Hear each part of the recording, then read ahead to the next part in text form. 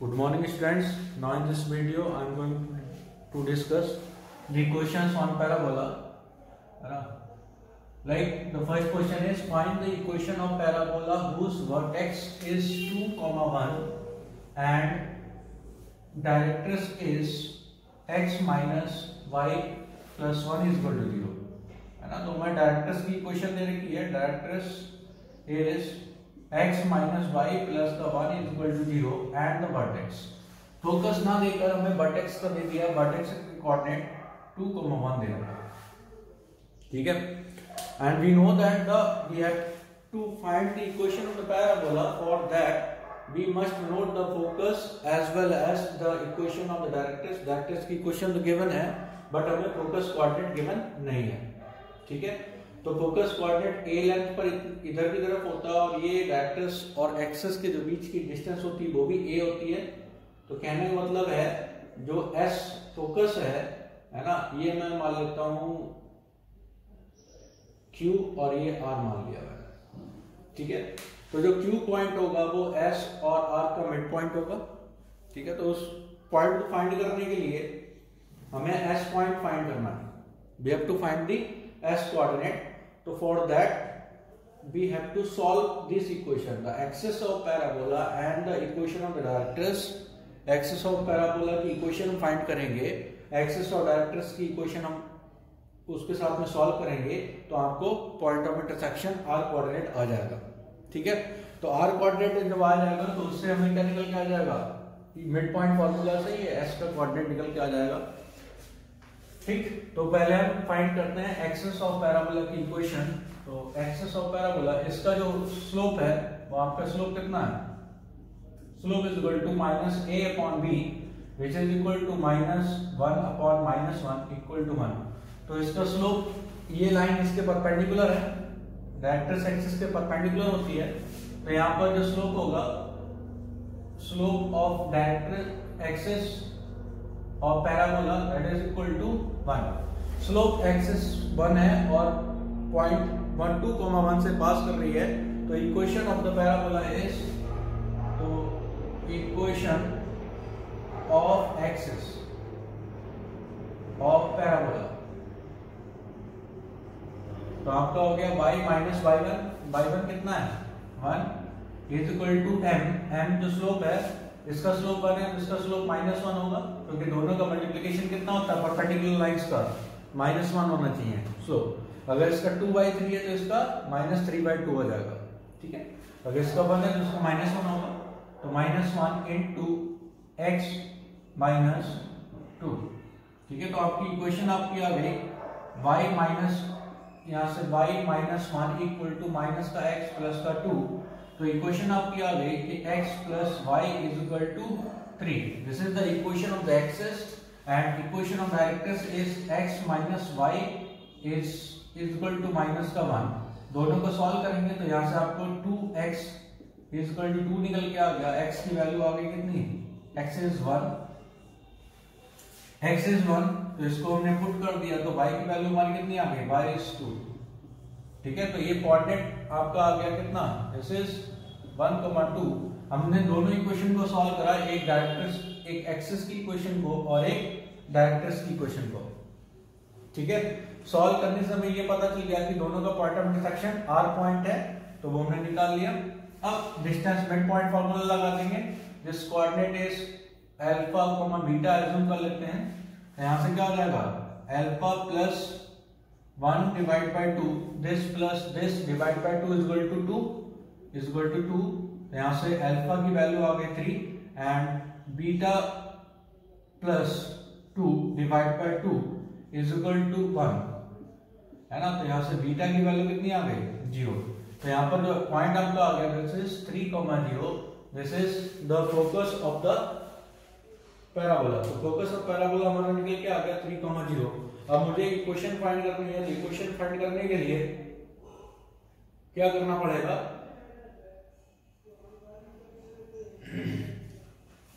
Equation find करने के लिए आपको पता है कि इक्वेशन आपको बहुत से कई क्वेश्चंस कराए गए थे क्लास में, है ना. तो आपको ये बताया गया था कि पैराबोला की किसी पॉइंट से, है ना, फोकस तक की डिस्टेंस और उस पॉइंट से डायरेक्ट्रिक्स पर परपेंडिकुलर डिस्टेंस ये आपकी इक्वल होती है ना। तो आपको P S is equal to P M, तो P S is equal to P M, इसको सॉल्व करेंगे तो पी एस पी एक जनरल पॉइंट है on parabola which is equal to x y, है ना। तो पी एस तो ये तो डिस्टेंस फॉर्मूले से आपकी डिस्टेंस निकल के आ जाएगी 2 पॉइंट, तो आपका हो गया अंडर रूट एक्स माइनस 3 का होल स्क्वायर, x माइनस 3 का whole square plus y minus 0 का whole square is equal to, and this value is equal to, अब pm m तक की इस पॉइंट से इस स्ट्रेट लाइन तक की परपेंडिकुलर डिस्टेंस, तो आपकी जो वैल्यू निकल के आ जाएगी दिस इज परपेंडिकुलर डिस्टेंस वाला फॉर्मूला लगाएंगे इसमें x माइनस y प्लस का 1 अपॉन a कितना है 1 है, b कितना है -1, तो under root a square plus b square, 1 का स्क्वायर प्लस -1 का होल स्क्वायर, ठीक है। तो ये वैल्यू आ गई, स्क्वायरिंग कर देते हैं on both side, squaring on both side आपका जो वैल्यू निकल के आ जाएगी x माइनस 3 का होल स्क्वायर प्लस y का स्क्वायर इज इक्वल टू, ये जो इसका स्क्वायर होगा 1 प्लस 1 2, 2 का स्क्वायर अंडर रूट का स्क्वायर 2 हो जाएगा, इसको इधर लेफ्ट साइड में भेज देते हैं, है ना। तो 2 into this value is equal to x minus y plus 1 का होल स्क्वायर, ठीक है। तो इसको सॉल्व करने के लिए नॉर्मली सॉल्व कर लीजिए, तो ये आपका हो जाएगा 2x स्क्वायर प्लस का 9 2 जा 8 18 माइनस का 6 प्लस 2 12 x प्लस का 2y square is equal to x square plus y square plus का 1 माइनस का 2x माइनस का प्लस का 2x माइनस का 2y एंड प्लस का 2,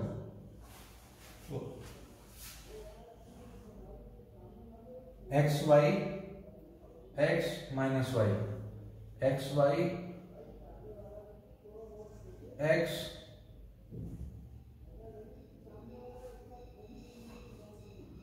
एक्स वाई फिर एक्स प्लस का एक्स माइनस का वाई एंड, ठीक है।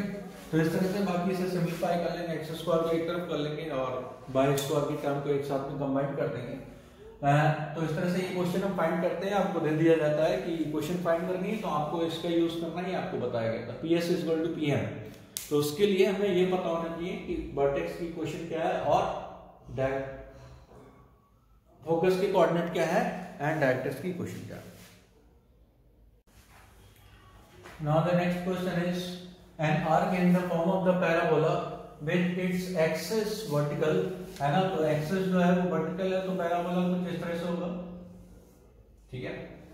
तो यहाँ पर दे रखा है द आर्क इज इतने मीटर हाइट एंड इतने metre wide at the base, तो हाइट इज 10 मीटर, ठीक है। तो ये जो हाइट है वो 10 मीटर है एंड 5 मीटर वाइड, तो ये जो टोटल जो इसकी वाइडनेस है दैट इज 5 मीटर। तो यहाँ पर 5 मीटर हो गया, तो ये आपका कितना हो जाएगा 5/2 and this will also is 5/2, ठीक है। तो आपको कुछ इस तरह से ये पैराबोला है, तो ये हम अज्यूम कर लेते हैं this is x axis and this is y axis, ठीक है। तो हमारा कुछ इस तरह से पैराबोला गिवन कंडीशन के साथ में है, पैराबोला का जो एक्सिस है that is also vertical axis and the arc is 10 metre height, तो ये जो टोटल हाइट है दैट इज 10 मीटर, है ना, एंड वाइड इज 5 मीटर, तो 5 मीटर वाइड है तो 5/2 एंड 5/2 टोटल 5 हो गया। How wide it is, how wide आपसे पूछा गया कि कितना चौड़ा होगा ये, है ना। तो k metre this, how wide it is 2 metre from the vertex of the parabola, है ना। तो आपको ये दे रखा है कि ये जो 2 है ये 2 मीटर हाइट जो है that is 2 metre from the vertex of the parabola. तो ये जो वर्टेक्स है इससे हमारा कितना 2 मीटर हाइट पर ये कितना वाइड होगा, आपको क्वेश्चन में ये पूछा गया, ठीक है। तो 2 मीटर हाइट पर वाइड हमें फाइंड करने के लिए तो पहले हम इस पैराबोला का, ये कौन सी टाइप का पैराबोला है, उस टाइप की पैराबोला को हम जैसे एक क्वेश्चन अज्यूम कर लेते हैं, let the parabola is, let equation of parabola is, तो ये जो हमारी टाइप है that is x square is equal to 4a y वाली टाइप है ना, जो पैराबोला है that is x square is equal to 4a y. तो x square is equal to 4a y हमने लेट कर लिया। यहाँ पर a अननोन है लेकिन हम इसकी वैल्यू फाइंड कर सकते हैं। कैसे फाइंड कर सकते हैं कि ये जो कोऑर्डिनेट है, ये कोऑर्डिनेट हमारा कहाँ पर है, पैराबोला पर है। तो पैराबोला की इक्वेशन को सेटिस्फाई करेगा। तो इसके कोऑर्डिनेट मुझे पता है कि ये जो हाइट है वो 10 है और जो ये वैल्यू है x कोऑर्डिनेट है that is 5/2, y coordinate is 10। तो यहाँ पर जो हो जाएगा 5/2, 10। ठीक है, ये पॉइंट कहां पर है, पैराबोला पर है। ठीक है, तो 5/2, 10 इज ऑन पैराबोला। तो ये पैराबोला की इक्वेशन को सेटिस्फाई करेगा। तो 5 जो यहां पर पुट कर दिया तो 25/4, x की जगह पे वैल्यू पुट कर दी 25/4 is equal to 4 into a into 10। यहां पर हमने पुट कर दिया तो यहां से a की वैल्यू निकल के आ गई, ये 5, यहां पर हो गया 2। तो a is equal to, a की वैल्यू आपकी कैलकुलेट हो गई, a इज इक्वल टू 5/32, 5/32। ठीक है, a की वैल्यू आ गई। तो पैराबोला की इक्वेशन क्या हो जाएगी, इक्वेशन ऑफ पैराबोला, यहां पर हम पुट कर देंगे a की वैल्यू, है ना। तो a की वैल्यू हमारी हो गई x square is equal to 4 into a that is 5/32 into y, है ना। तो यहां से हमारा हो गया x square is equal to 5/8 y। ठीक है, तो ये हमारी पैराबोला की इक्वेशन हो गई। ठीक है, एक्चुअल में पैराबोला ये होगा जिस पर ये सारी कंडीशंस को फॉलो कर रहा है। नाउ आपको ये वो करना है कि ये k की वैल्यू फाइंड करनी है। तो सिमिलरली ये जो कोऑर्डिनेट होगा, अगर एक टोटल वाइड k है तो ये x एक्सिस के इधर जो होगी वो k/2 होगी, इधर भी k/2 होगी। सिमेट्रिक होता है, symmetric about the axis by axis. तो यहाँ पर ये जो वैल्यू होगा कोऑर्डिनेट हो जाएगा k/2, 2। ठीक है, तो k/2, 2 again is on parabola, this point is again is on parabola. तो पैराबोला की इक्वेशन को सेटिस्फाई कराएंगे हम। तो k/2, 2 इज ऑन पैराबोला। तो पैराबोला की इक्वेशन को सेटिस्फाई करेगा। तो यहां पर आपका हो जाएगा k²/4 is equal to 5/8 into y कितना है 2, y इज 2। ठीक है, ये कोऑर्डिनेट जो है हमने इस पैराबोला की इक्वेशन में पुट कर दिया। ठीक है, तो यहां से ये वैल्यू निकल के आ गई दैट इज 2 और ये 2 से 2 कैंसिल आउट। तो यहां से k² इज इक्वल टू 5 निकल के आ गया, k इज इक्वल टू हो गया √5, है ना। तो यहाँ पर जो वाइड है कितना वाइड होगा, तो यहाँ पर ये इतने मीटर्स होगा क्योंकि जो बाकी वैल्यूज है वो मीटर्स में गिवन है। तो हमारा इतना वाइड, तो पैराबोला जो होगा वो 2 हाइट पर, बेस से 2 हाइट पर, मतलब वर्टेक्स से 2 हाइट पर आपकी जो वाइड होगा k जो होगी वैल्यू इज √5। ठीक है, तो ये वैल्यू हमारी निकल के आ गई। तो इस तरह से हमें वैल्यू कैलकुलेट करनी थी कि कितना वाइड होगा ये पैराबोला। ठीक है, तो इस तरह से ये एप्लीकेशन पार्ट होता है पैराबोला का।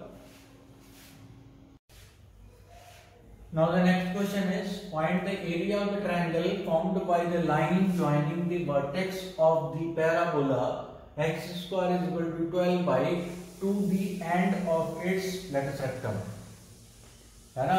तो आपको जो क्वेश्चन दे रखा है कि भाई x² is equal to 4a/, ये 12 एक पैराबोला है। तो यहाँ पर ये हमारा क्या हो गया, पैराबोला हो गया। ठीक है, इसके वर्टेक्स को और लेटस रेक्टम जो फोकस से पास होता है, S फोकस से पास होता है और एक्सिस के परपेंडिकुलर लाइन होती है लेटस रेक्टम, है ना। तो यहां से लेटस रेक्टम और के एंड पॉइंट, तो एक ये हो गया, एक ये हो गया। इन दोनों पॉइंट को वर्टेक्स से ज्वाइन करने पे जो ट्रायंगल बनेगा, उस ट्रायंगल का एरिया मुझे फाइंड करना है।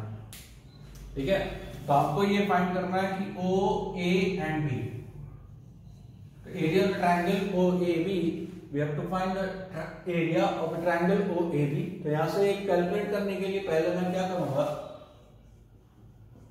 कि ऑन कंपेयरिंग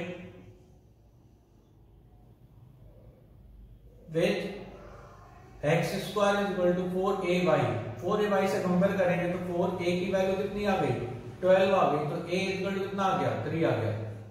4a की वैल्यू 12 है तो a की वैल्यू हमारी 3 निकल के आ गई है। अब मुझे क्या करना है कि जो ये कोऑर्डिनेट है ये आपका कितना हो जाएगा, ये जो हाइट है ये a होती है विच इज इक्वल टू 3, तो ये आपका हो जाएगा 0,3 कोऑर्डिनेट 0,3, और ये हॉरिजॉन्टल लाइन है ऊपरी क्योंकि ये वर्टिकल लाइन से परपेंडिकुलर है, तो ये तीनों पॉइंट पर जिसकी हाइट है वो सेम होगी। तो यहाँ पर आपका क्या रहता है 2a, a कोऑर्डिनेट होता है and this is -2a, a। यहाँ पर मैं बोलूं जो लेंथ होती है, लेंथ ऑफ लेटर सेक्टम कितनी हो जाएगी, ये हो जाएगी, ठीक है। तो length of latus सेक्टम 2a + 2a वो 4a होती है, a भी आपको पता है दैट इज 4a। तो एरिया अगर मैंने बात करता है कि area of triangle OAB which is equal to 1/2 base अगर मैं AB एज्यूम करूं तो AB बेस है इनटू OS, ये आपका क्या है बेस इनटू OS, तो ये हमारा बेस हो गया, ये हाइट हो गई पर ये, तो यहाँ पर वैल्यू कितनी आ जाएगी 1/2 AB length of latus rectum ही है, लेटर सेक्टम की length which is equal to 4a into OS, O से S फोकस तक की डिस्टेंस ये हमारी a के बराबर है, तो यहाँ पर कितना हो गया, ये कैंसिल आउट हो जाएगा 2, तो 2 इंटू a का square which is equal to 2 into 3 का स्क्वायर इज इक्वल टू 18, है ना। तो यहाँ पर लिख देना स्क्वायर यूनिट्स, क्योंकि ये एरिया है तो डायमेंशंस लिखना इसका कंपलसरी होता है, ठीक है। तो इस तरह से हम कैलकुलेट कर लेंगे। तो आपको क्या है कि जितने भी क्वेश्चंस हैं आपको डायरेक्टली क्या करना है, उसको डायग्राम बना के, जैसे मैंने प्रॉपर्ली दिखाया है आपको डायग्राम बना के, तो उस तरह से आप करेंगे तो ज्यादा आसान रहेगा। तो कोशिश करिएगा कि सारे क्वेश्चंस जो हैं हम डायग्राम की हेल्प से करा करें, ठीक है। तो उससे कोऑर्डिनेट ज्योमेट्री आपका जितना भी होता है वो बहुत आसान रहता है, उस तरह से करेंगे। तो इस पर बेस्ड असाइनमेंट होगा वो पूरा कंप्लीट करना आपको। Thank you.